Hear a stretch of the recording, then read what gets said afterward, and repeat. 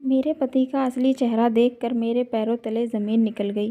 Phone में अपने पति का गंदा वीडियो किसी दूसरी औरत के साथ देखकर मेरे होश ही उड़ गए।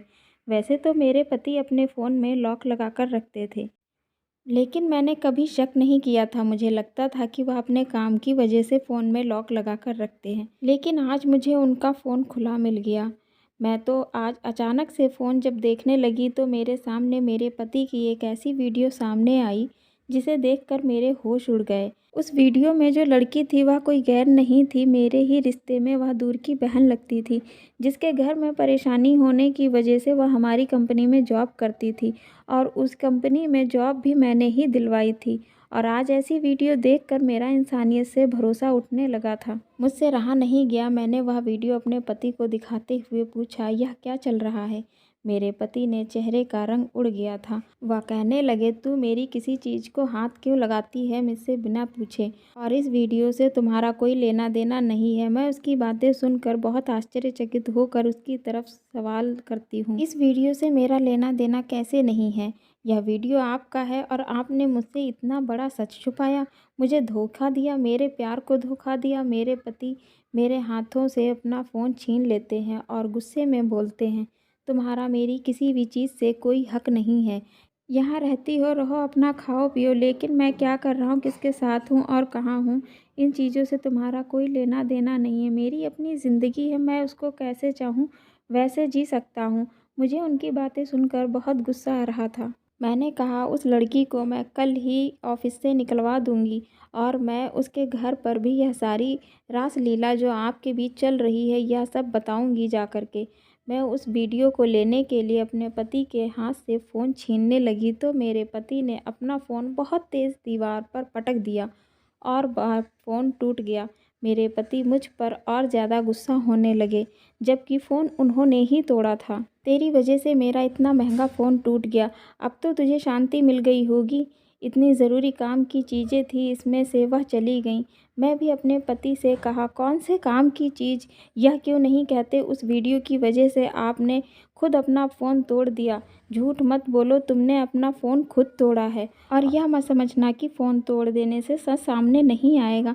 मैं तब भी तुम दोनों का सच सबके सामने लाकर रहूँगी।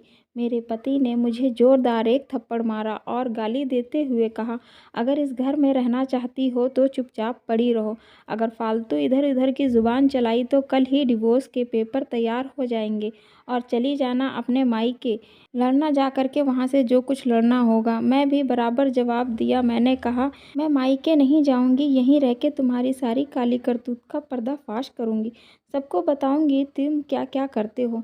डिवोर्स की धमकी अब तुम मुझे मत देना। डिवोर्स एक तरफ़ा नहीं होता है। ना मैं तुम्हें तलाक दूंगी और ना ही तुम्हें मैं किसी के साथ रंगरलियां मनाने दूंगी। तुम्हारे साथ मैंने अपनी ज़िंदगी के 30 साल दिए हैं।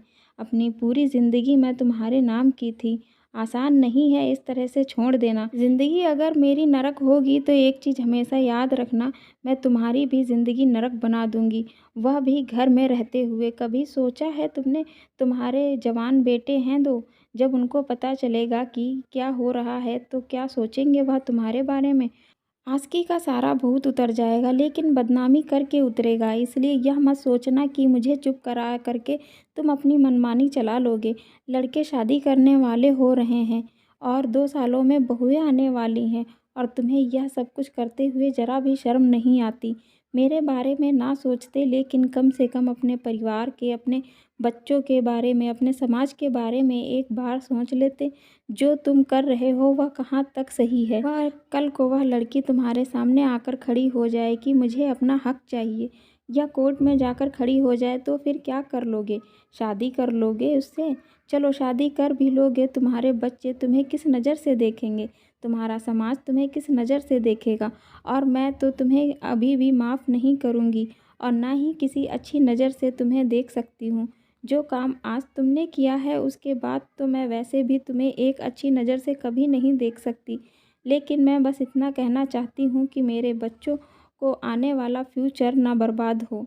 मैं एक पिता को अपने बच्चों की नज़रों में गिरता हुआ नहीं देखना चाहती, क्योंकि मेरा तुम्हारे साथ 30 सालों का रिश्ता था। उस रिश्ते की खातिर मैं तुम्हें समाज में गिरता हुआ नहीं देखना चाहती। मेरे दिल में अब तुम्हारे लिए कोई जगह नहीं बची है। अभी जो कुछ भी तुम कर रहे हो वह अब ख़त्म कर दो, नहीं तो अपनी बर्बादी के ज़िम्मेदार तुम खुद होगे।